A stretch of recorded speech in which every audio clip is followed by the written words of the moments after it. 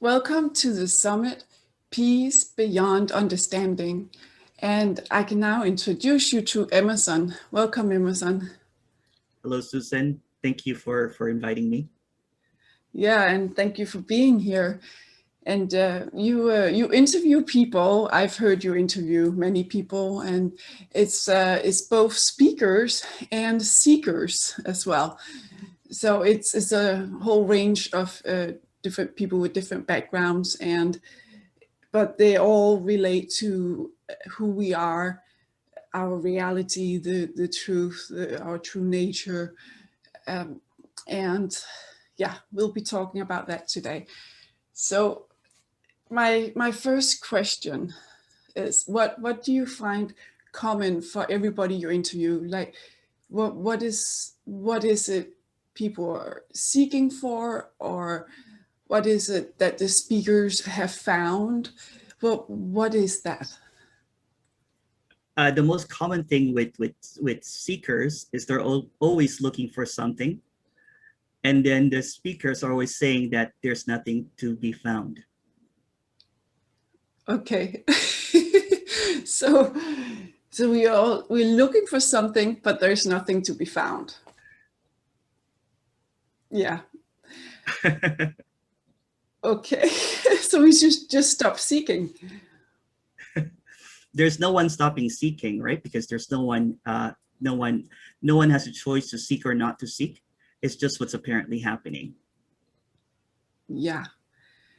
So if we are seeking for who we really are, or if we are seeking for something in the world, let's say we're seeking for a partner or money or whatever, materialism as well.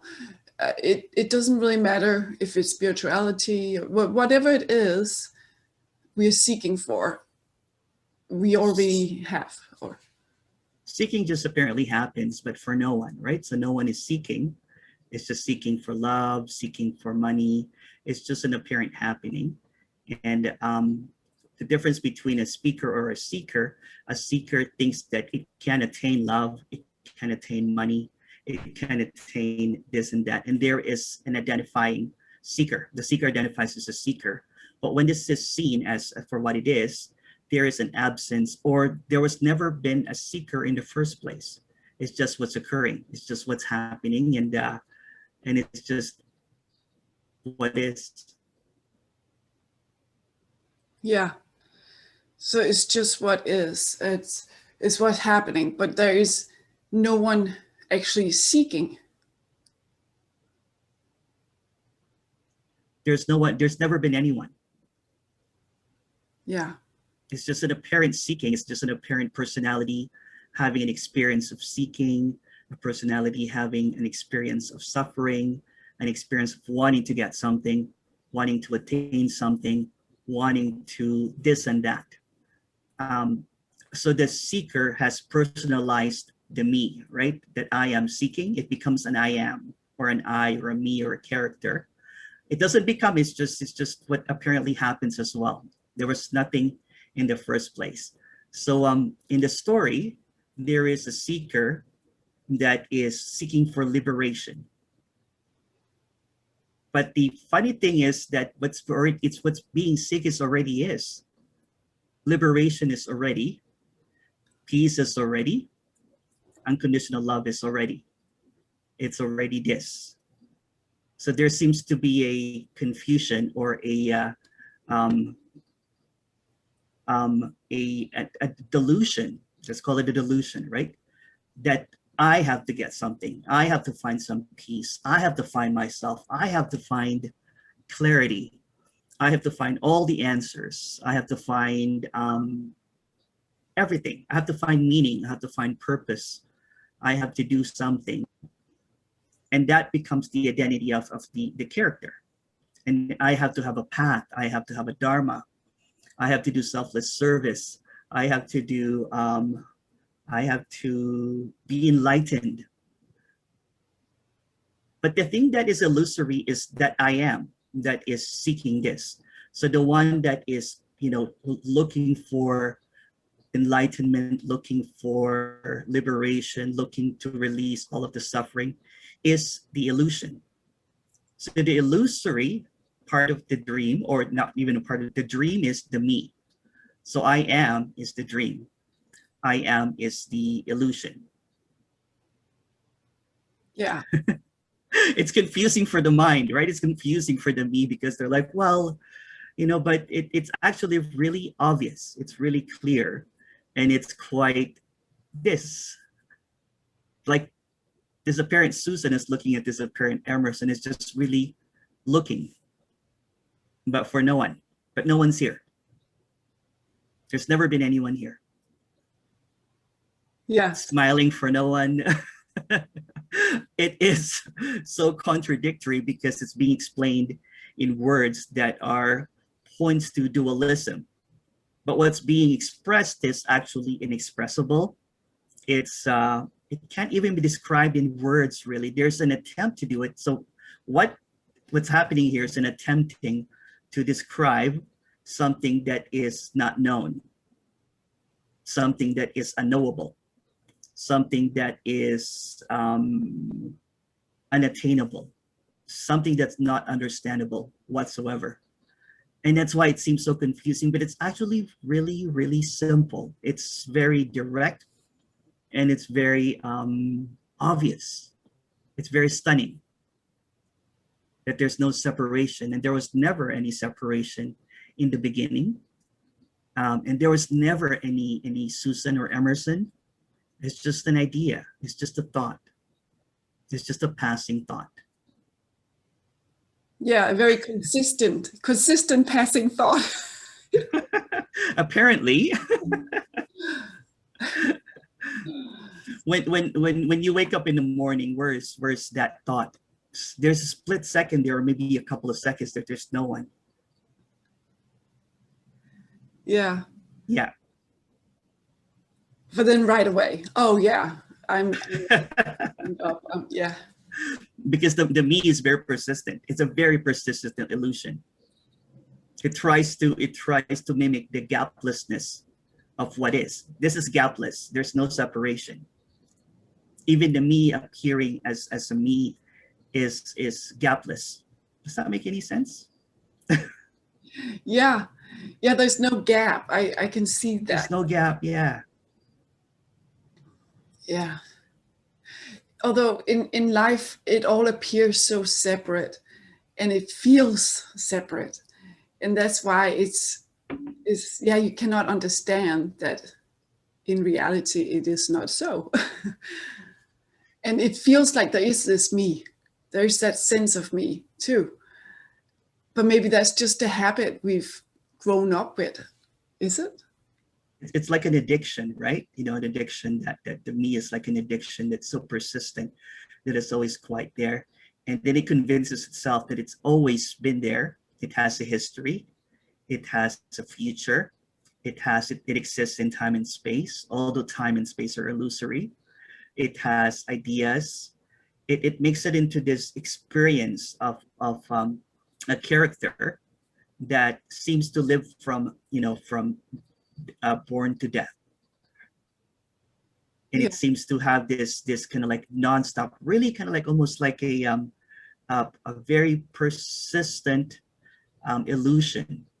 But when it's seen by no one, even for a split second, it cannot be unseen that there's never been anyone in the first place. So people talk about glimpses, or when it's seen as this, it's seen that it's almost like a revelation, but for no one. It's almost like an unknowing, an unraveling, a subtraction. Kind of like when you dreamt that your pet died or your friend died, and you wake up and you're like, oh, that was just a dream. Yeah. And then that's completely forgotten. That whole dream is forgotten. Does that make any sense? So the me is kind of like, when there's an apparent dropping away, nothing drops away, by the way, because it was never there in the first place. Kind of like the death of a pet or a friend that was never there in the first place because it was just a dream. So it's seen as like, oh wow. So in the apparent beginning, there's no beginning. This is just a story as well. It's kind of like, wow, there was no Emerson. There's never been an Emerson. It's just an idea. And then there's an apparent settling of this kind of like recognition by no one. Like, okay, this is how. Oh wow, this is unknowable. So there's an unraveling or a disintegration of ideas about this character. So there's almost like an instant forgiveness. It's pure and innocent because there's no one there. But it's not a bypassing. You see, some people think when someone talks about this, about no one there, oh, I'm not here, or I've never been here, it seems like a denial or a spiritual bypassing or an just a negation or the denial of the character, but actually it's the complete opposite. It seems like the filter is off. There's no more me trying to say that this is good or this is bad, this is wrong or this is right. It's just seen as everything full and completely, like a full on, like a collision. It's unavoidable. You're like, oh wow, it's always been this way. Although that's just a statement in the story too. But it's almost like, wow. It's like when you wake up from a dream, someone died. This is probably a bad analogy. And then you're like, oh wow, my pet is still here. There's a relief. Huh. Yeah. So Yeah. there's a relief that there's no Emerson has ever been there. How, but this apparent happening is experienced by no one. No one is experiencing it, but it's a full on crash. You know what I'm saying? Kind of like, oh wow. So for example, when I'm watching TV and I'll see like a pet and an owner reunite, I'm crying my eyes out. When there's a funny thing, a comedy, I'm laughing at the top of my head. When there is kindness happening, kindness is full on. When someone is really sad, I'll hug that person fully because there's no more filtering. There's no one there that should say, should I hug or should I not? Is this wrong or this is right? It's just what's happening. So there seems to be an absence of a character that is manipulating or controlling things, a character that is trying to have an agenda. It's just a full-on expression of nothing. And that is really confusing as well. Yeah, but it sounds very alive. And It's aliveness, yeah. yeah. And It's also just full-on, it's undescribable. Even saying these words does not really cover it, right? Even saying all of this description can be described a little bit, but it doesn't come close yeah. to what's being expressed. Yeah. And it is like, it also sounds very peaceful because you can just be who you are without that filter. It just is like there's a naturalness about it. Yeah, there's peace that passes all understanding. So whatever arises, right? It could be quick. For example, when someone steps on your toe, it's kind of like an ouch. But there's peace, or I've told this story many, many times. I caught my two fingers in a garage door, and the thought was really, really painful. Have you ever caught your fingers in a door? Yes. Yes. Okay. So caught his fingers on a garage door, and then the thought came that I might lose my two fingers. Sat down, and then there was this endorphins happening, this pain that was just kind of like happening, but the pain was happening for no one. It was intense pain, but there was no one saying that I am this pain, I am this suffering, I am this that. I am. There's no more I am this. It's just seen as an illusory Yeah. idea. Yeah. Mm-hmm. Yes, I can see you are with what happens, but there's no person in everything. So there's not that grasping onto it or attachment, or yeah, it seems more free. Like a It is. It's freedom for no one. yeah. It's liberation, but for no one. Because when someone has a liberation, it becomes a concept. It becomes an idea. When someone has freedom, it becomes my kind of freedom. When it becomes someone's unconditional love, it becomes their own unconditional love. Even though it says unconditional, it becomes conditioned by that character trying to have its own definition of what freedom is, what love is, what peace is, what suffering is. So there's no one that is experiencing anything, but there is a full-on collision of whatever is happening. It's not escaping anything. It's not avoiding it.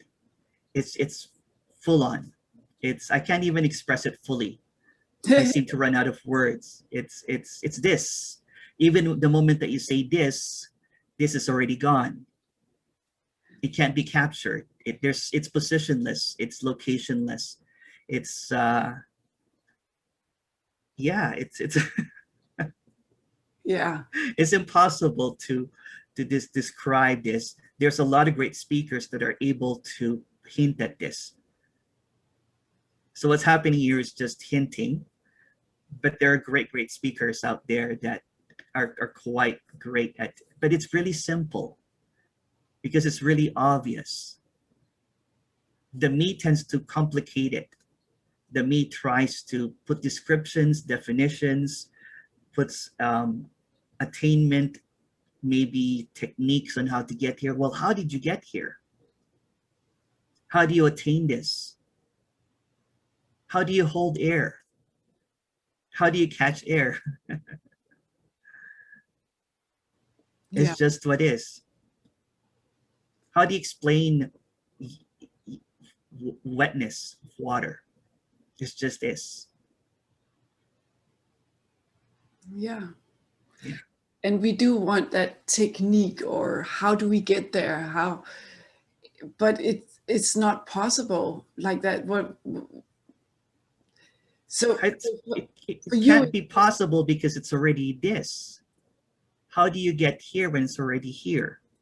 Although there's no here and there's no this, it's how do you attain this when it's already? In the story of this character, it taught for about 10 years of trying to attain this because it had an apparent awakening, a glimpse really. It was just an experience of somebody, thought that it could share on how to get this. But of course that fails because the one that claims it is not really there. It becomes a facade, it becomes an idea, it becomes something that is a position, something that is um, a teaching. When it becomes a teaching, I will teach you, Susan, from how to get here to here by doing this and this. Although there's nothing wrong with that, it's just what's happening too. It's beautiful.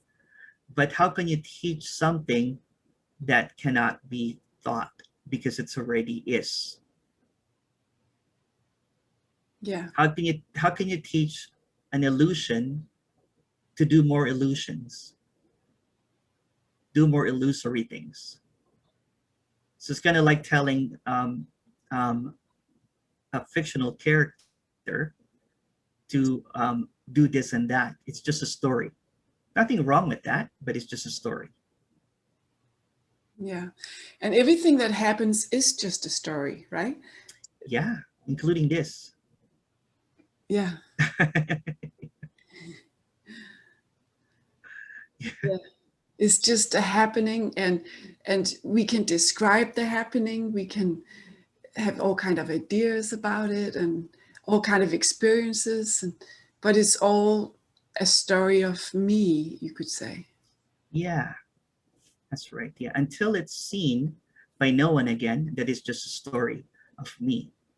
Then this apparent is just a flowing, inescapable, full-on lifing itself. Yeah, life Yeah. in itself. Yeah, For no one. For no one. yeah. And then I say, okay, no one. Of course, I'm like, who is that no one, right? That's right. The no one, or the me, or the character, or the I, um, can also, the I, the story of the I, or the me, or the no one, you know, is is is the story of Susan, is the dream. In the story of Susan, perhaps there is some seeking happening, there is some suffering happening, and it's a story. And so the Susan, the character Susan wants to find peace that passeth understanding, wants to understand unconditional love, but it already is. Everything is unconditional love. It's always peace that passeth all understanding. It's always peace. There's nothing other than peace. You can say unconditional peace, or peace that's never shaken, unwavering peacefulness. Because in that peace, everything is allowed, including apparent chaos, apparent um, traffic, apparent this, but there's always peace. It's nothing appearing as everything. It's empty fullness. Yeah. It's utter chaos amidst the peace that passeth all understanding. Yeah, and I think also, if we're really honest with ourselves, there is something in us where there is this peace somewhere. No matter in what situation we are in, there's always something in us that is somehow peaceful. There's some love there, or there's something there in us that just seems to always be in peace, I think. In the this is not a technique or anything, but in the subtraction of the me, it's always been peace. The me tries to decide whether this is peacefulness or this is not peaceful, if this is love or this is not love. It appears in it works in dualism, right?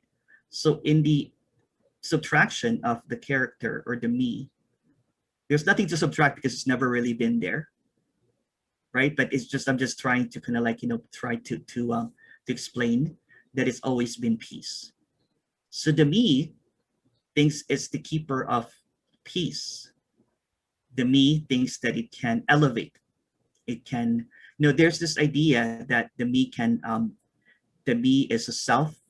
There's a small me and it becomes a higher me, a higher self, but it's just a dream as well. So the higher self thinks that, well, I am the consciousness now. I'm the absolute. I am all awareness now. But that's just an experience. So the me has just become, an elevated kind of like, now I'm going to be a better me. Now I'm going to be a higher self. But it's still the same thing. I've studied so many books. I used to teach Eastern philosophy as a spiritual teacher, and I really believe that. So the belief in the higher self, or the transcendence of the me, is thinking that you are spirit, you are soul, you're God, and thinking that this me, this small me, can attain spirithood or become a soul. So if you take all of those ideas away, if you take all of that ideas away, and because you have to attain this and that, I have to purify, I have to do meditation, I have to do all of this, when what's being talked about here is already here. It's already present. So there's no A to B, nothing to attain, nothing to become, not a higher, there's no levels. There's no steps. there's no there's no techniques, there's no workshops, there's no programs. because it's really just simply stunning, and it's right this apparent moment appearing as this. So in the when I was kind of like seeking big time, all like I tried to do was like, let me get to my higher self. Let me tap into my higher self. Let me go do my mantras. Let me do let me do some selfless service. I'll only I'll serve others, because I really, really want to attain, I really want to maintain this apparent enlightenment, this apparent, peacefulness. But that enlightenment, that liberation depended on me, trying to maintain it, trying to be pure, trying to be good, trying to be this and that, when in reality, there's no good or bad. It's a made up thing. There's no right or wrong. It's just what's happening. And that's quite hard for a lot of people to take, because they stand on morality. There has to be some morality, but morality is already a construct. It's also created. It's also an idea that was created.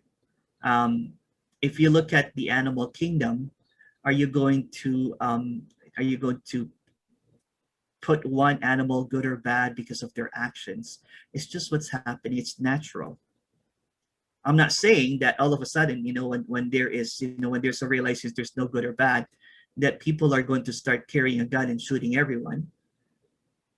If the character is apparently does not have, for example, I would not be able to shoot a gun at anyone, because that's the way that the apparent character is. There are characters there that have no problem, shooting a gun at someone. There's no choice.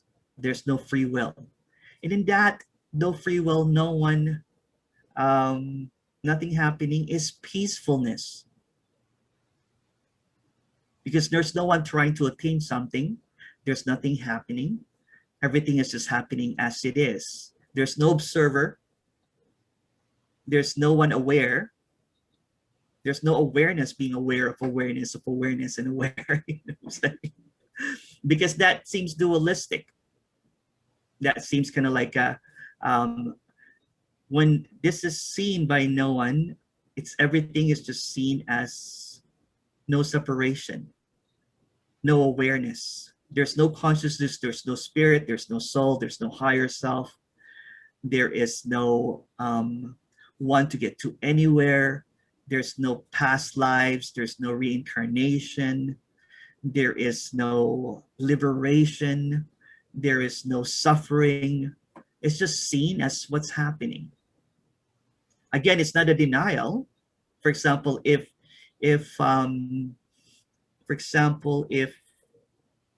someone, for example, if I was biking and I crashed, of course, that's still going to happen. It doesn't mean that there's no one here. Oh no, there's a better example. If there's a fire happening in this house, this character will get out of the house. It's not going to say that, well, there's nothing happening and there's no one really here. It's still going to get out of the house. And or for example, if it's eating some food, there's some food it's eating, it's not going to say that there's nothing here. It has still apparent preferences, like, I like spicy food, I like sweets, I don't like salty too much. It's just what's happening though. Yeah. Yeah, and as you explain it, it also sounds, it makes sense even what you're saying. Although all the happenings that are so like shooting someone, or that does not seem okay no matter what. I don't care if there's no one or not. That's just not okay, And that's okay too. Yeah. It doesn't have to be condoned. You know what I'm saying? I'm not condoning it, you know what I'm saying? But it's just seen as it is. Yeah. Anger might still arise, you know what I'm saying? But it doesn't really last long, right? Because it's seen as an illusion.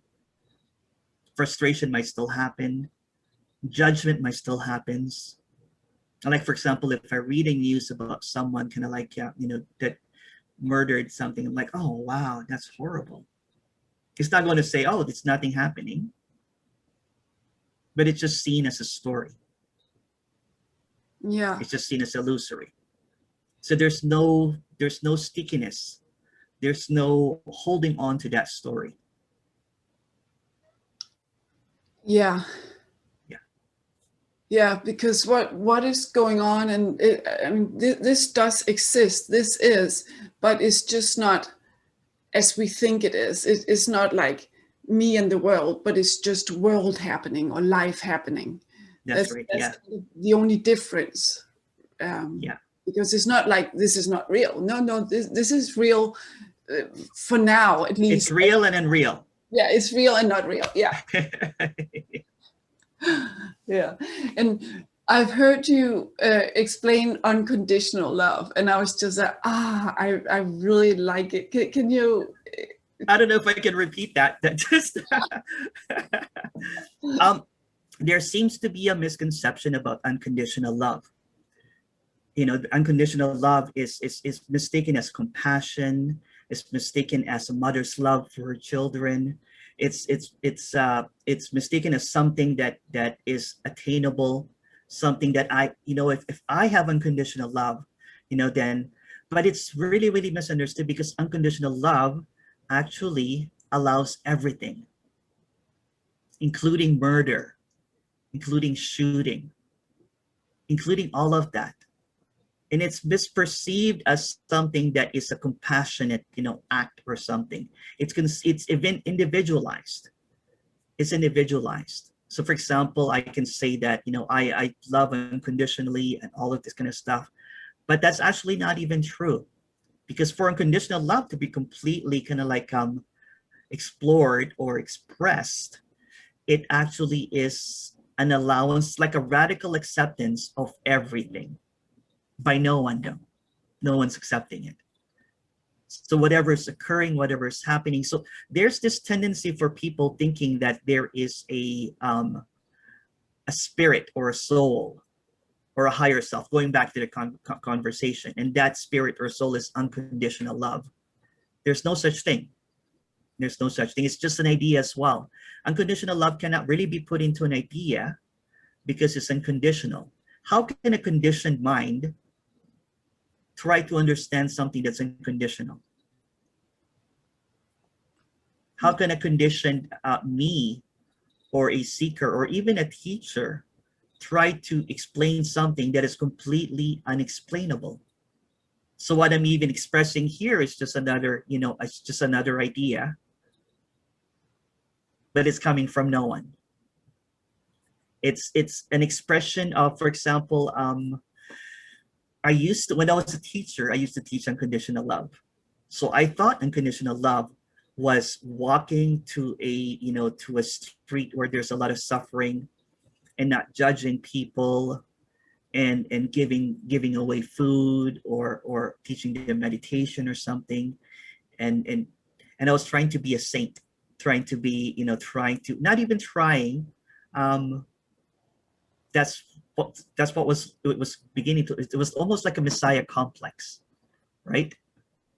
Because if you look at, like the ideas, probably a lot of people would put Jesus or Buddha as examples of unconditional love, or Mother Teresa, or I don't know. So for a seeker to attain that, they're following those actions. So I'm like, maybe I'll give away everything, I'll be really kind and everything. But there's also a dark side of that. There's some people go drinking and partying and all that kind of stuff. That's also unconditional love. So everything is unconditional love, including this conversation is unconditional love. You can see that everything is unconditional love. And it's beautiful and dark and mysterious and unknowable. But it's not something that can be attained by conditioned illusion. So the illusion is the me trying to attain something that is impossible. again, there's this God complex in me, right? Or an awareness that I'm the totality, or I am the source, or um, I am the consciousness. I am everything. I am everything. And so it becomes into like a spirit or God or a spirit complex, thinking that they are now unconditional love. But even that I am this awareness or I am consciousness is conditioned, because the one that's saying that is having that experience. It's just an experience. I've had all sorts of experiences. I've had like an opening of the heart, one is Kundalini apparently, but that's all just illusory as well. There was sometimes that I would just hug everybody on the street. There's this blissfulness, maybe about 10 years ago. And there was a time that I just kind of like, but that's just seen as an experience. It's beautiful, but that's not unconditional love.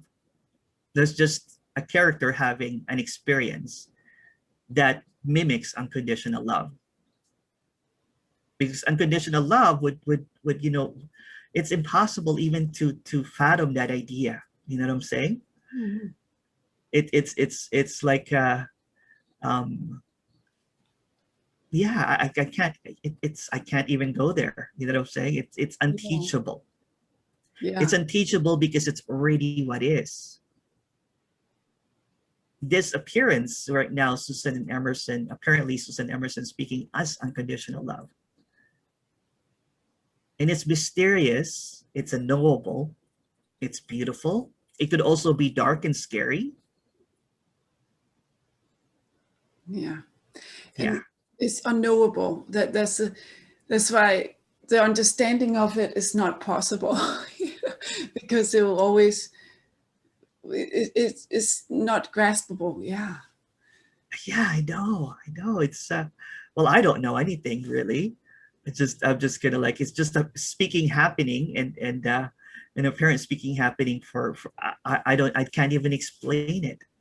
But I've had those experiences. People would say about enlightenment. So I had that enlightenment experience about 10 years ago. I don't even know, but that was just a dream as well. There was a time that I just sat in silence, and there was a time that it was just an experience, because that was the character Emerson experiencing liberation, but that was not sustainable because it has taken unconditional love into its own definition and its own technique and its own ways and narrative that becomes a unconditional love. So I've just made something conditional, because now it's my teaching. So in this one, now I'm the source, or I'm tapping into the source. There's no source, it's sourceless. It's locationless. It's there's no authority, but there seems to be an undeniability of what's being spoken about. Because it's this is unconditional love. Everything is unconditional love, including the dark thoughts, the really, really dark thoughts, the beautiful, blissful experiences, to those dark, despair, almost suicidal thoughts. It's all unconditional love. Everything is allowed. Everything is being expressed. Isn't that beautiful and dark at the same time? Yeah, but it's the whole, it allows for everything. And that's why we don't have to judge ourselves all the time. It comes and goes, and it's not like we have to take action on every thought we have, of course, right? It's just, we have no choice anyway. There's no choice anyway, right? Right. There is no one there really making a choice. Yeah. It's just happening, and Yeah. Yeah. I've had some ex students doing some Zooms before that found me again, and because I failed as a spiritual teacher, but they found me again. So they had this discussion about free will. So it's really mind blowing, because that there's no free will, but it's just what's happening. It's actually been scientifically proven. For example, if Susan was hooked up to a test thing right now that they did, um, the machine or the computer would guess if Susan is going to pick coffee or tea or pie or ice cream 7 seconds before. It's also going to be able to guess what Susan's going to say when asked a question. So is there really anyone there? There's no ghost inside the machine. Yeah. Yeah. And yet it's not like it's just a machine. Yeah, but yeah. At the same time, we are living beings. You know, it's not like we're just these robots, right? Well, are we? But it's alive, like a there's robot. an aliveness that, Yeah. that is unexplainable. You can say meet robots, but no creator. It's just appearing as this, and it's beautiful. Yeah. It's not a denial again, right? I really don't know what I'm talking about. You know what I'm saying? You can see beings, and that's allowed too, and that's completely all right. But there's just an aliveness. There is an excitedness about nothing, of not knowing what's next, of hopelessness. There's kind of like an exuberant, I don't know anything. It's hopeless. It's meaningless. It's purposeless. And that's fine. That's where the peace that passes all understanding. Yeah. By no one, kind of like having this, because when there's someone there, it tries to look for meaning. It tries to look for a purpose. It tries to look for a source of all of this. It tries to find answers of something that cannot be really answered. It tries to find a position so that it can come from a place. It comes to come from a knowing. So this is, it's a knowing, but this is actually a knowing, because everything that's ever been known, everything that's ever been perceived, everything that's ever been talked about is coming from a me, from an illusory. So it's like a dream talking about a dream. Yeah. About a dream. Yeah. Yeah. And it is, yeah, it's peaceful to just live life as this wonder, you could say too. Yeah, it's just And yeah. this unknowable wonder, right? Wow. Yeah. Wow. Yeah. It's unknowable. Wow. Yeah. It's unattainable. Great. It's hopeless. Yes. It's utterly, completely meaningless. That's amazing. Not for the me, you know what I'm saying? The me would say, well, what do you mean? There's no meaning and purpose to all of this. And what do you mean? It's completely hopeless. What do you mean? It's like there must be some hope and everything like that. It's kind of like when this character was seeking, it just kept on banging to a wall over and over again. Like, is there meaning in hitting this wall over and over again? Because it could not find any answer. It could not find any peace. It could not find any unconditional love. Or when it thinks it found unconditional love, it holds it and molds it into something that's personal. And then when a crisis happens, like someone dies, it doesn't know how to handle it. It doesn't know how to grieve, because it's thinking that I have to be peaceful and blissful all the time. So when my aunt passed away a few months ago, there was crying and sobbing until there was just the eyes was stinging, liquids were coming out of the eyes, sobbing was happening.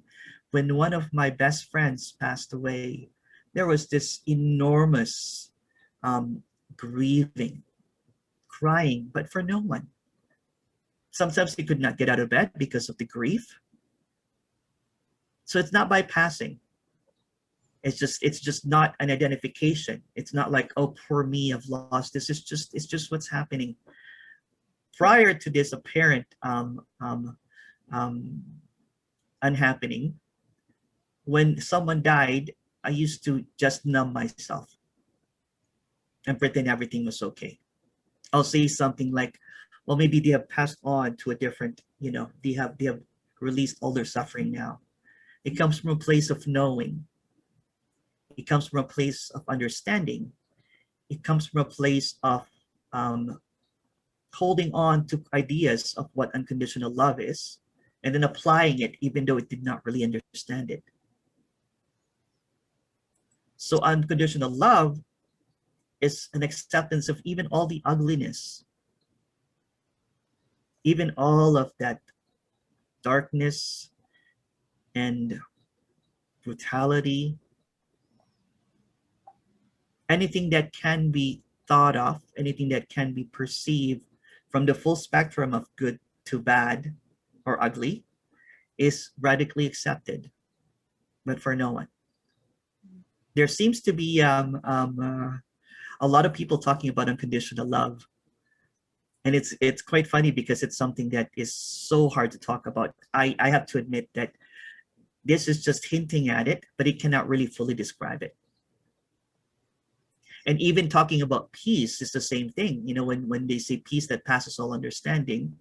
So when you're trying to explain peace, some teachers would come to a location or to an idea or to a statement about peace when it's completely not understandable. Yeah. Yeah. But peace is always here, and it never left. It has no beginning or no end. It doesn't have levels. It can't be attained because it already is. It can't be lost because it's already. It never was lost. It can't be found. It's already here. Yeah. Yeah. Oh, wow. Well, Emerson, thank you so much. Yeah, yeah. I can just say wow. And a website so people can get in touch with you. There is a website right now. It's called non-duality.live. So non-duality.live, but with the hyphen in between non and duality. Yeah. Non-duality. Yeah. .live. Yeah. Yeah. Great. And I must say, thank you so much for being here and for everything you said. And it is just beautiful. And yeah, I appreciate it. Thank you, Susan. Thank you.